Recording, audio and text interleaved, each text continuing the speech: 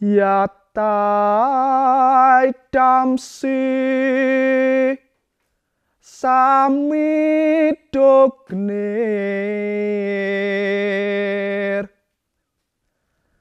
basmasatku ruterjuna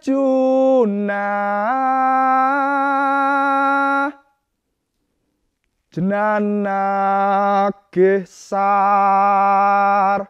wakar mani basmasatku rute tata.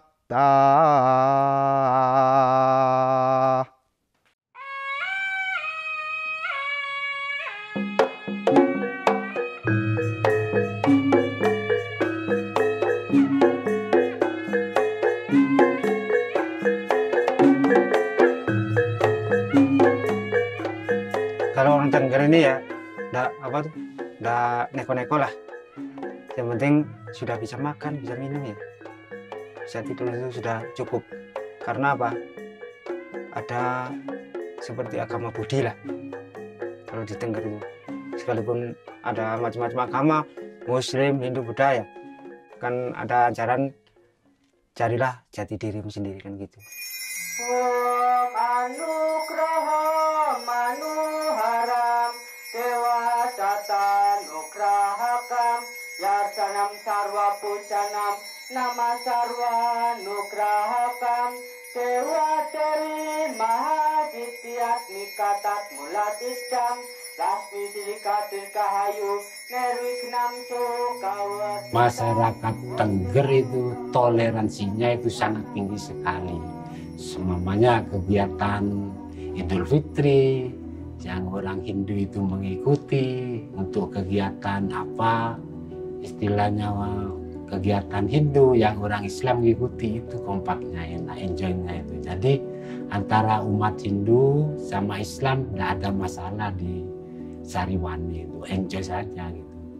Terus kita melaksanakan labuh di Gunung Bromo itu untuk menghormati bumi pertiwi, matur tanda matur kesuwun kita kepada bumi pertiwi yang ada di, yang ngasih kita makan, ngasih kita minum ya, juga kita injak-injak.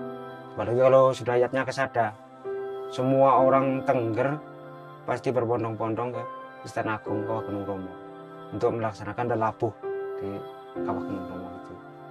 Semua tandur tubuh, polo wiji, polo kependeng, polo kemantung gitu.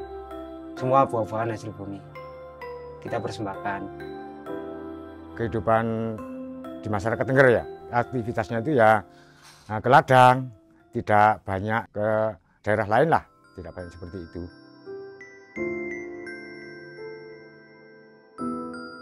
Kehidupan ekonomi orang Tengger itu sudah hampir bisa dikatakan tercukupi dari lahan miliknya, baik itu mengerjakan lahan pribadi atau buruh tani ikut orang lain, itu sudah sangat cukup.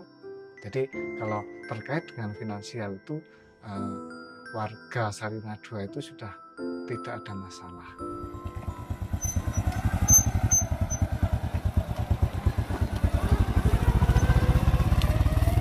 Rata-rata kalau orang sini itu tidak pernah punya cita-cita yang agak tinggi itu, ya sama itu, pengennya jadi petani.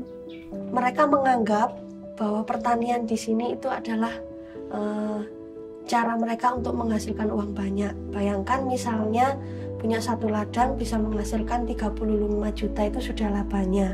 Buat apa kita sekolah jadi pegawai misalnya seperti itu, hanya pendapatan misalnya 2 atau 3 juta seperti itu.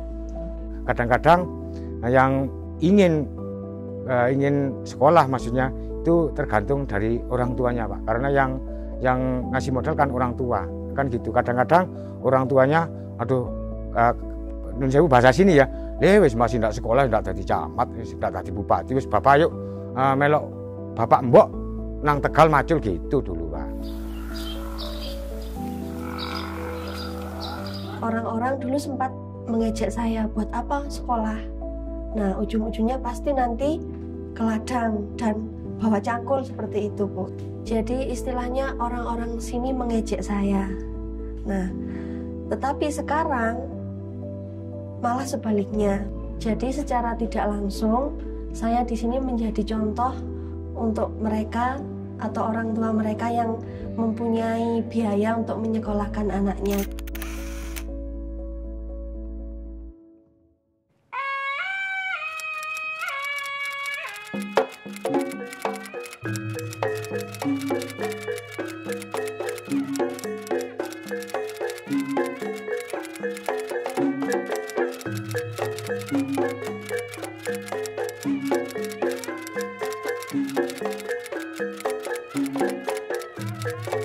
Nah, kadang-kadang dari pihak wali murid, kadang kan nggak tahu tentang itu, seperti apa kegiatan anak di sekolah.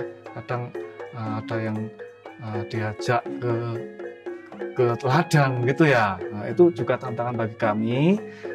Diajak ke pasar, kemudian ada orang hajatan itu anak yang seharusnya mengenyam di pendidikan di sekolah, tiba-tiba diajak ke orang hajatan, seperti itu juga tantangan.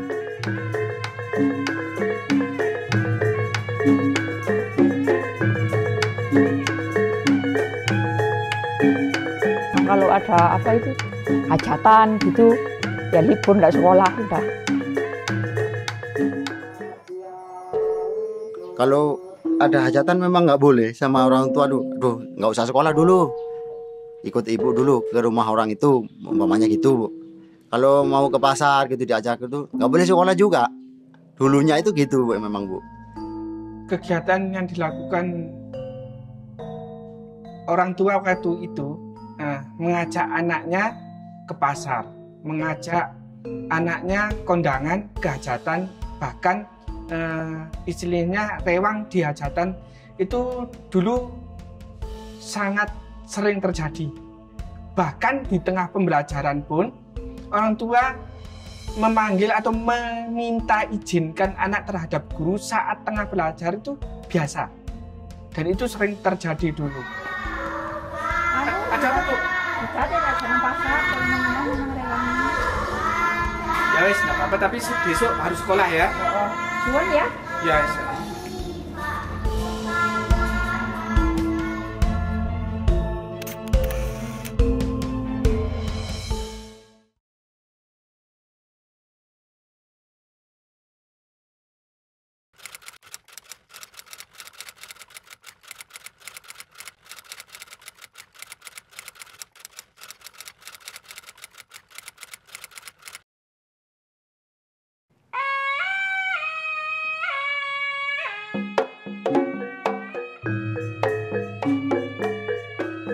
Rata-rata sekolah di Sukapura, khususnya di sekitar lereng Bromo ini kan letak geografisnya itu kan sangat terpencil gitu, Mbak. Karena kondisi geografis yang seperti itu, maka tentu ada di daerah tertentu, khususnya daerah pegunungan, sekolah di Kabupaten Probolinggo ini yang terkategorikan sebagai sekolah kecil. Sekolah kecil itu ya 60 ke bawah jumlah peserta didiknya. Kurang lebih ada 97 lembaga yang masuk sekolah kecil. Bahkan kemudian dari 97 itu kurang lebih 32 atau 33 yang sekolah kecil ya di daerah terpencil. Jadi sekolah kecil di daerah terpencil. SD Sariwani 2 itu SD kecil. Nah, waktu itu tidak ada gedung, masih warga Sariwani itu menyiapkan gudang, Pak, untuk pembelajaran siswa.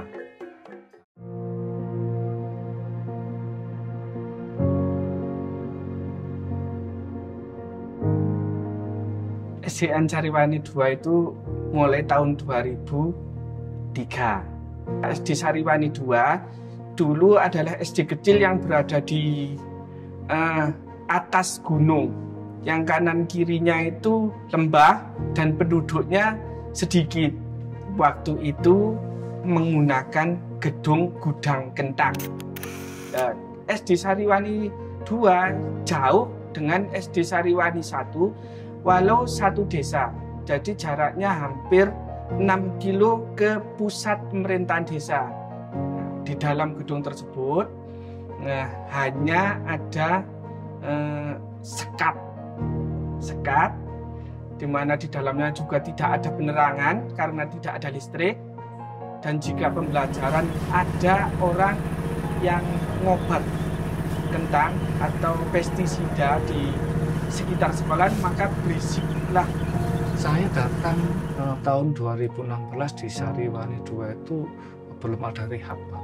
Sekolah itu mohon maaf masih ada pelapon-pelaponnya itu sampai lubang-lubang, itu pun masih ada sekat-sekat pakai triplek. Jika musim hujan dan berkabut, jarak pandang 3 meter, itu papan tulis sudah tidak kelihatan. Jadi anak-anak juga berjuang sampai seperti itu. Murid waktu itu masih sekitar 50 sampai 60 siswa. Berkembangnya sekarang, sampai tahun sekarang semakin menurun, karena memang penduduk di Sariwani 2, khususnya di Dusun Gedong itu tidak bertambah dan stagnan saja. Cuaca di daerah lereng Bromo ini ekstrim banget ya, ekstrim banget. Itu ketika musim penghujan ini sering kali kami itu mendapat kendala di perjalanan, itu kan banyak longsoran gitu ya. Untuk ke SD Sariwani 2 jaraknya sekitar 14 kilo, Mbak. Kendala banyak, Mbak. Kendala saat saya perjalanan mau ke SD Sariwani 2 banyak. Selain dulu saya ngeridit sepeda, Mbak. Kalau ban bocor, terus terjatuh, itu sudah langganan, Mbak, tidak bisa dihitung. Dan kalau ke SD Sariwani 2 itu guru tidak terjatuh, itu kayaknya bukan guru Sariwani 2, Mbak.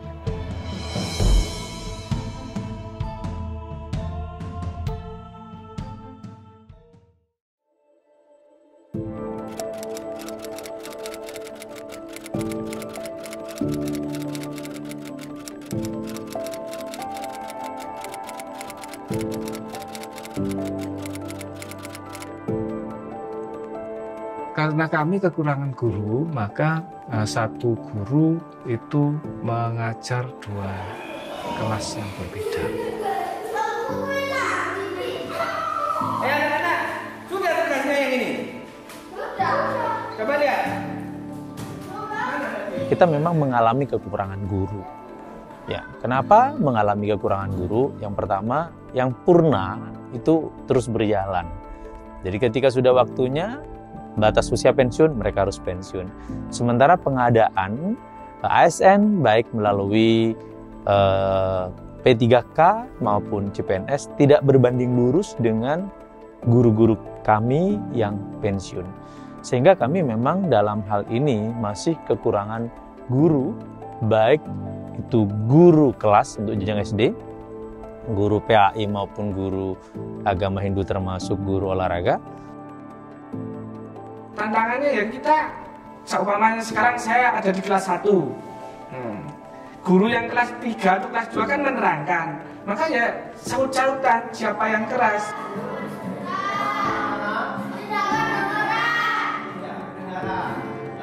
Yang tidak nyaman itu sebenarnya anak. Jadi guru menerangkan sekeras apapun, tapi anak terganggu dengan guru yang lain menerangkan. Jadi bingung mau menangkap yang mana informasinya.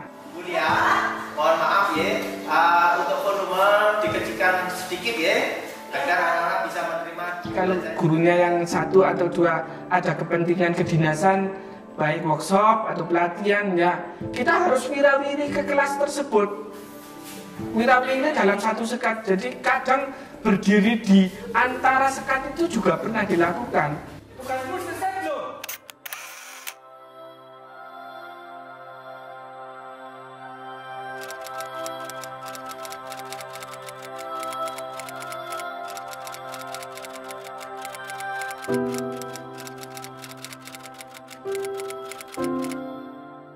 Kami pun tim SD Sariwani 2 itu melakukan kampanye kependidikan ini ketika event-event hari raya adat Tengger.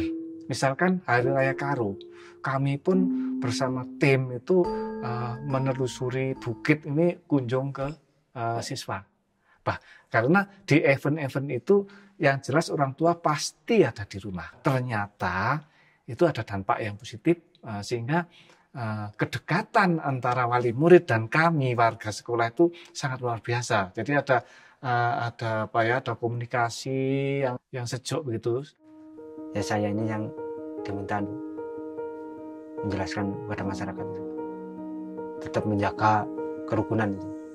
Hajatan ya itu kan tidak boleh terlalu lama, kan harus diambil hari hanya saja.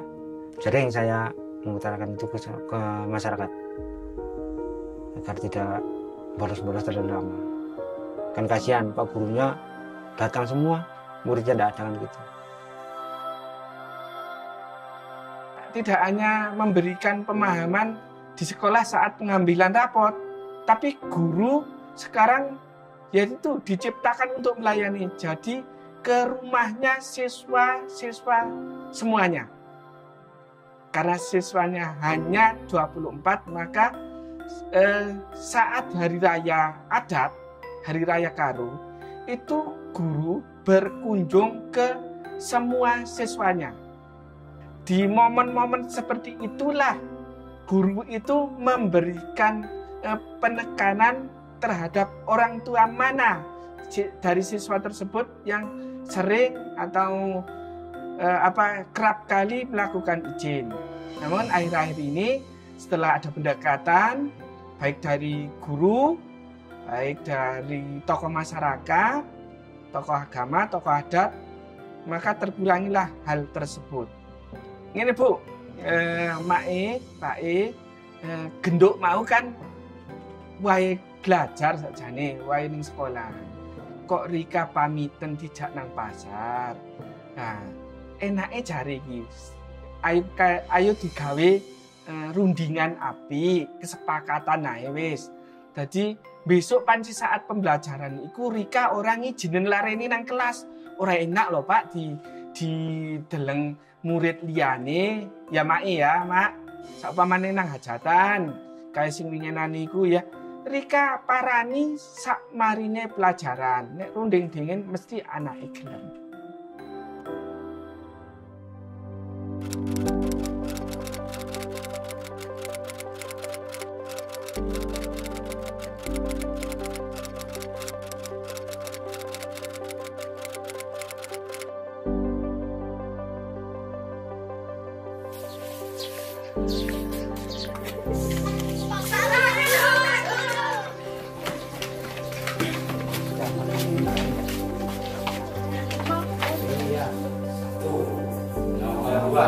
Saya suruh les. Di SD Sariwani 2 itu ada teman yang menginap kesehariannya di sekolah. Jadi kita bisa istilahnya bisa bagi tugas begitu. Ya 2008-2009 itu saya menetap di sekolahan itu sudah. Pagi itu yang buka kelas, nyapu sembarang. Kalau sore itu tidak ada kegiatan yang bersih rumput, sembarang sudah saya kerjakan itu. Pokoknya ada anak main ke sekolahan, ya terus saya ajari sudah. Apa maunya membaca, apa berhitung itu sudah.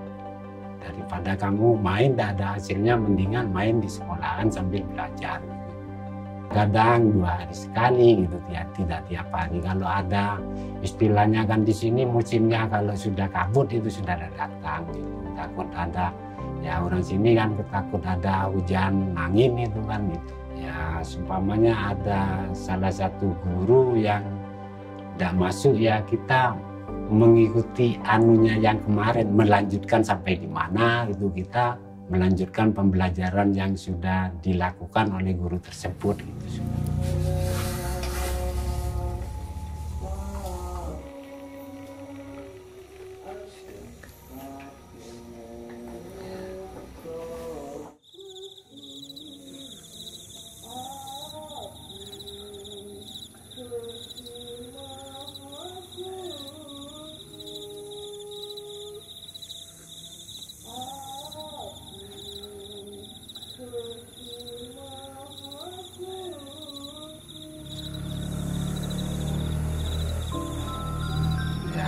mengatakan gini prinsipnya, kita berbuat gitu yang kita itu istilahnya balasannya itu kita menanam itu mesti kita yang menuai kan itu.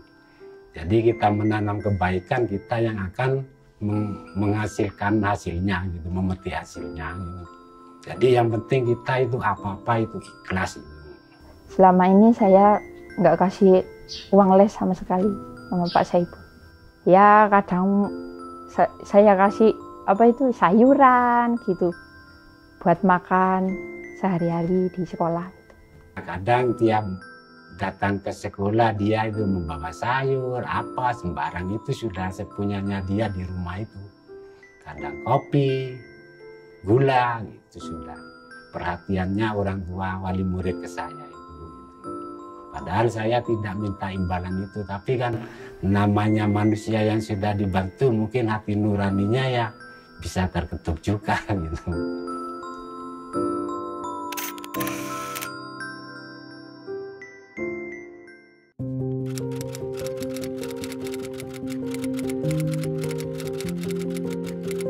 Mengatasi kekurangan guru itu kami lakukan ada satu kebijakan sih sebenarnya.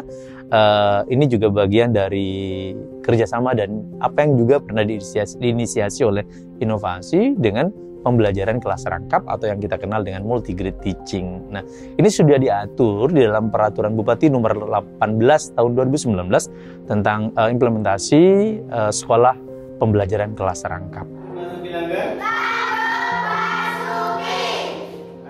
Nah, dengan cara dirangkap antara kelas 1, kelas 2, kelas 3, kelas 4, kelas 5, kelas 6, maka automatically akan mengurangi kebutuhan guru.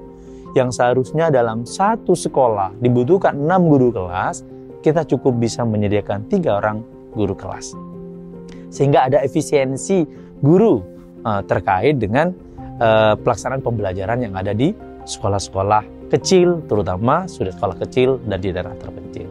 Tentu kita akan memberikan insentif kepada guru-guru yang ngajar di sekolah kecil dan terpencil ini.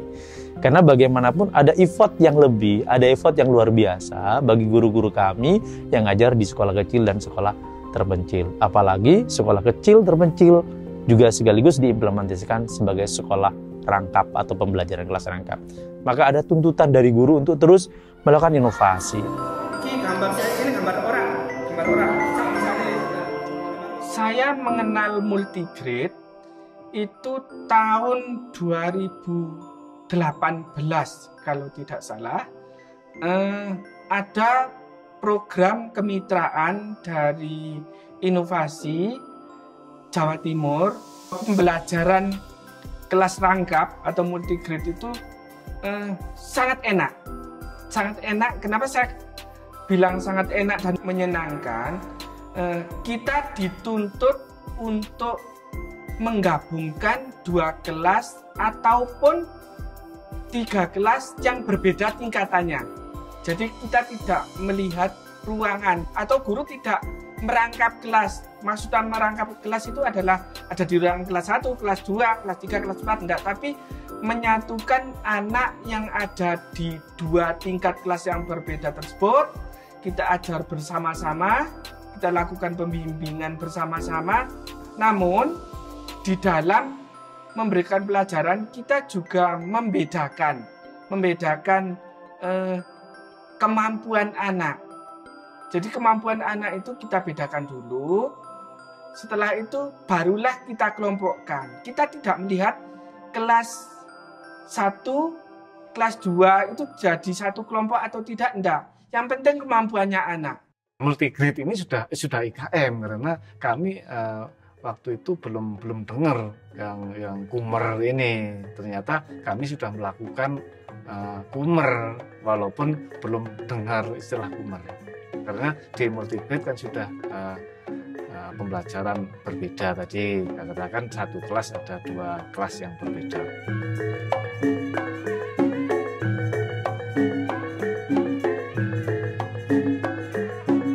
Dalam pelaksanaan IKM di lembaga SD Sarimbi 2 ini dimulai kelas 1 sampai kelas 6. Anak-anak di SD Sarimbi 2 ini selalu dikenalkan dan ditekankan untuk mengenal budaya sendiri, utamanya budaya yang ada di wilayah Tengger. Anak-anak SD Sariwet 2 untuk penguatan budaya, pengenalan budaya, maka anak-anak mulai sejak dini ditanamkan sikap saling menghormati antar budaya di antara suku Tengger khususnya, yaitu anak-anak tidak membedakan antara itu umat Hindu maupun umat Islam, sama-sama menjunjung tinggi tentang nilai-nilai budaya yang ada di suku Tengger.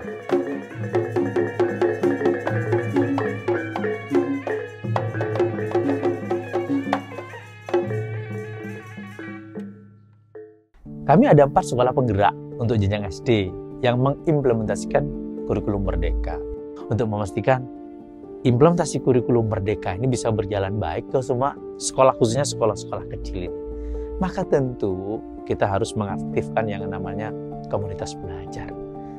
Komunitas belajar itu sebuah komunitas di mana guru bisa saling membelajarkan. Satuan pendidik dapat melibatkan masyarakat dan atau dunia kerja untuk merancang dan menyelenggarakan proyek. Alhamdulillah kita cukup banyak yang mengimplementasikan kurikulum Merdeka di luar sekolah penggerak. Kurang lebih ada 322 insya Allah sekolah yang mengimplementasikan kurikulum Merdeka. Termasuk di dalamnya adalah sekolah-sekolah kecil itu. Sekolah kecil di samping mendapatkan tantangan, tapi juga mendapatkan momentum. Apa tantangannya? Pertama, implementasi kurikulum Merdeka yang dilaksanakan secara sukarela atas inisiatif sekolah, maka itu diharuskan guru, kepala sekolah aktif untuk melakukan belajar secara mandiri. Ada 3 karakteristik, di samping fokus pada materi esensial, ada literasi numerasi, kemudian ada pengembangan soft skill, karakter yang kedua. Yang ketiga adalah guru harus mampu melaksanakan pembelajaran berdiferensiasi. Saya sampaikan sekolah kecil sebenarnya mendapatkan momentum. Kenapa kok mendapatkan momentum? Karena sekolah kecil ini, khususnya yang implementasi pembelajaran kelas rangkap atau multi-grade teaching, gurunya sudah terlatih, ya kan, dengan pembelajaran kelas rangkap. Guru sudah terbiasa ngajarin anak kelas 1 secara bersamaan dengan anak kelas 2 dalam satu ruang kelas yang sama dengan gaya belajar anak yang begitu variatif dan cara atau metode penyampaian guru yang berbeda-beda. Nah, satu lagi.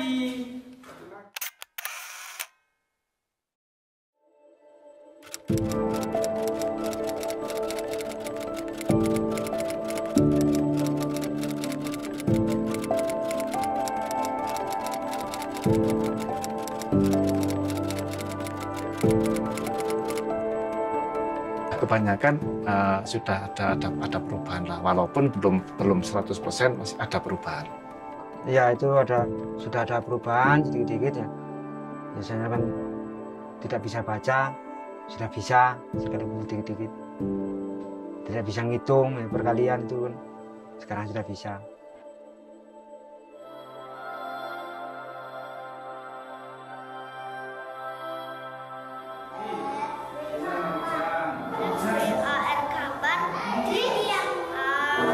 Setelah melihat anak-anak seperti itu, merasa senang, terharu, dan merasakan bangga terhadap diri saya, khususnya pada anak-anak. Karena apa? Berarti selama ini ada hasil gitu. Ada hasil, ada perkembangan, ada kemajuan. Nah, anak-anak berarti nanti akan menjadi sumber daya manusia yang ada di lingkungannya. Nah, akan memberikan suatu hal yang positif terhadap lingkungan, utamanya pola pikirnya nanti. Nah, karena apa? Suatu kemajuan lingkungan di suatu daerah ditunjang oleh sumber daya manusia yang andal, lebih bermutu, utamanya dalam bidang pendidikan. Itu. Kalau anak saya ya, kepinginnya mungkin lebih dari saya lah. Ya paling enggak di SMA gitu. Dan kasihan kalau anak itu hanya cuma SD. sekarang ini kan zaman sudah maju, ya kepengen ya di atasnya, paling nggak SMA lah gitu,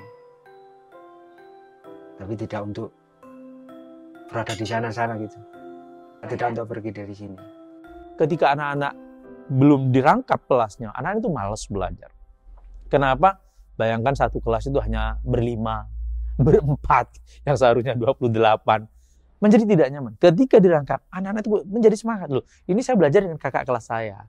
Sehingga dia ada keinginan lebih ya untuk bisa belajar dengan kakaknya. Dengan pembelajaran kelas rangkap itu terjadi yang namanya tutor sebaya juga. Saya berharap ini menjadi kebijakan pemerintah pusat, bagaimana sekolah kelas rangkap ini menjadi salah satu jawaban, menjadi salah satu solusi hadirnya pemerintah memberikan pelayanan sekalipun dalam kondisi sekolah itu adalah sekolah kecil. Ini berbicara tentang policy-nya, regulasinya. Yang kedua, apresiasi terhadap guru-guru yang mengajar di kelas rangkap. Ya, kenapa? Karena dibutuhkan effort yang luar biasa. Jadi akan berbeda effortnya dengan guru-guru yang ngajar di sekolah-sekolah yang normal gitu kan, biasa.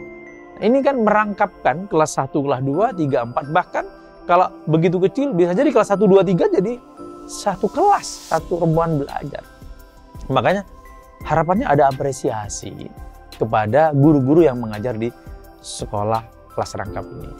Karena kami ya kita berikan semacam insentif bagi guru-guru yang ngajar di sekolah kecil. Itu kita berikan insentif itu kepada gurunya.